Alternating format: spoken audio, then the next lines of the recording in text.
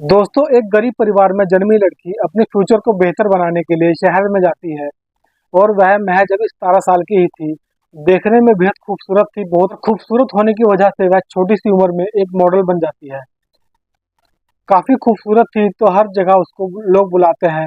हर event में उसको बुलाते थे। लेकिन उसको थोड़ा सा भी भनक नहीं था, उसको थोड़ा सा भी पता नहीं था कि उसके साथ कुछ ऐसी घटना घटने वाली है जिससे उसकी जिंदगी को बर्बाद कर देगी। दरअसल उस लड़की के साथ चलती गाड़ी में लगातार 7 घंटे तक सामूहिक दुष्कर्म किया जाता है। वह जो लड़की होती है बेहोश हो जाती है। फिर भी वह जो दरिंदे होते हैं उसको नोचते रहते हैं। इस घटना की पूरी सच्चाई जानने के लिए आप हमारे वीडियो को अंत तक देखिए।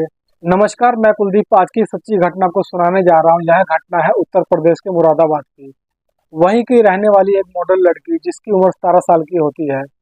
दोस्तों, मैं यहाँ पर उस लड़की का नाम नहीं ले सकता क्योंकि प्राइवेसी की बात है। वो लड़की जो होती है अलग अलग इवेंट में जाया करती थी।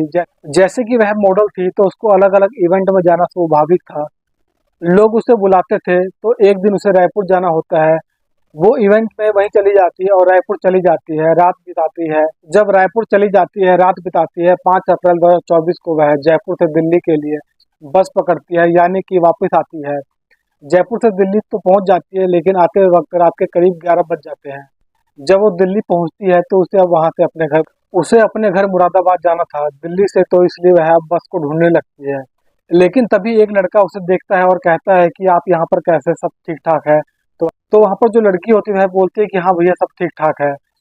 दरअसल वो जो लड़का था इस मॉडल का पहले से फोटोग्राफर था। जो लड़की होती है उस लड़के को अच्छे से जानती थी और वो जो लड़का था वह भी उसको अच्छे से जानता था। फिर वह जो लड़का होता है वह कहता है कि तुम घर जा रही हो, चलो मेरे साथ चलो, मैं तुम्हें घर छोड़ दूंगा। मैं कार लेकर आया हूँ, उसमें बैठो, हम तुम्हें छोड़ देंगे घर।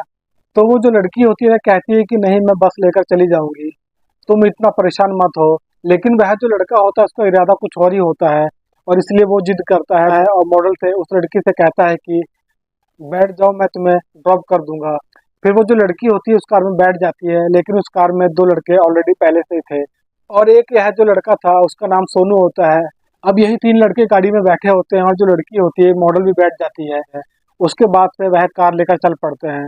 अब सफर को तय करते हैं, लेकिन बीच में ही यानी कि गाजियाबाद में यह जो लोग होते हैं ढाबे पर रुकते हैं और वहां से कुछ खाने पीने का सामान लेते हैं, चिप्स वगैरह लेते हैं, पेप्सी की बोतल लेते हैं। और लेने के बाद फिर वो लोग कार में बैठ जाते हैं और सफर को दोबारा शुरू कर देते हैं, चलना शुरू कर देते हैं। ये 3 लड़के जो गाड़ी में बैठे होते हैं ये पेप्सी को पीते हैं और उस लड़की के लिए इन्होंने एक अलग से बोतल ली हुई होती है जिसमें ये लोग पहले से उसमें कुछ नशीला पदार्थ मिला देते हैं, जिसकी वजह से जैसे ही वह लड़की जो मॉडल होती है वह इसको पीती है, उसकी आंखों के सामने अंधेरा छाने लगता है और वह बेहोश हो जाती है। अब जैसे ही वो लड़की बेहोश हो जाती है, इधर गाड़ी चल रही होती है और गाड़ी चल रही होती है, जो इधर तीनों लड़के होते हैं वह उसके ऊपर टूट पड़ते हैं। एक एक करके बारी बारी से उसके साथ दुष्कर्म करते हैं। वो जो लड़की होती है बिल्कुल बेहोश हो चुकी थी और सारे कपड़े उसके हटा देते हैं। नंगन अवस्था में उसके साथ दुष्कर्म करते हैं, सामूहिक बलात्कार करते हैं। गाड़ी चलती रहती है, 7 घंटे का वक्त बीत जाता है, लेकिन वो जो लड़के होते हैं फिर भी वो हटने को तैयार नहीं होते हैं। जब थोड़ा कुछ और समय बीत जाता है, जब उस लड़की को थोड़ा होश आता है तो उस लड़की को थोड़ा दर्द सा महसूस होता है।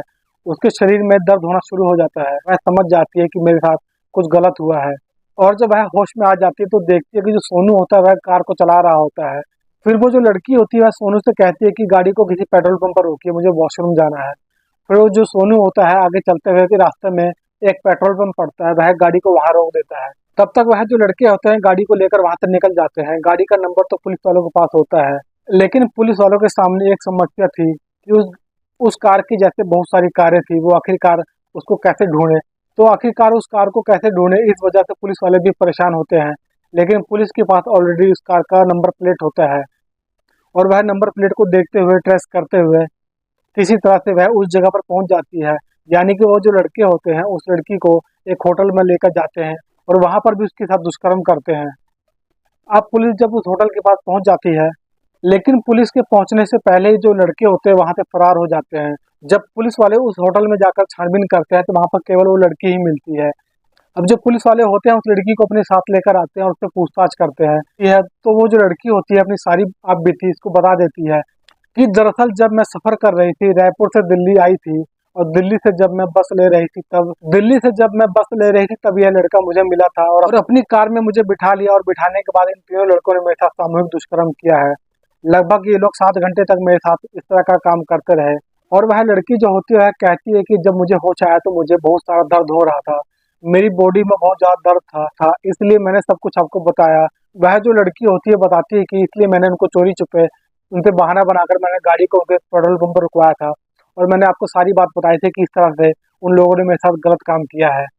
तो जो पुलिस होती है जैसे इन सब बातों को सुनती है, वह जो सोनू नाम का लड़का होता है जो कि ड्राइवर था और ऑलरेडी पहचानता था इस मॉडल का, वह पहले से ही फोटोग्राफर रह चुका था।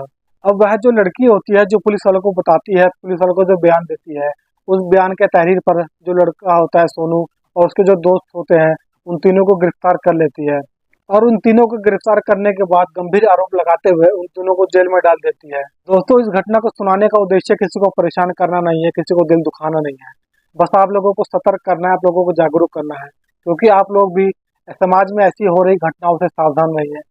तो दोस्तों, कहा जाता है कि जो आजकल का जो युग चल रहा है, इस युग में किसी के ऊपर भरोसा नहीं किया जा सकता है। और खासकर मैं उन माताओं बहनों से कहूंगा कि अगर आप कहीं पर भी अकेले सफर कर रहे हो, थोड़ा सावधान रहो, सचेत रहो, आपके साथ कुछ भी हो सकता है। हो सकता है कि वह चाहे आपका दोस्त हो या कोई जान पहचान का लोग हो, उसकी नीयत के बारे में कुछ कहा नहीं जा सकता है। तो इसलिए आप अपना पूरा ख्याल रखिए, अपनी सेफ्टी रखिए।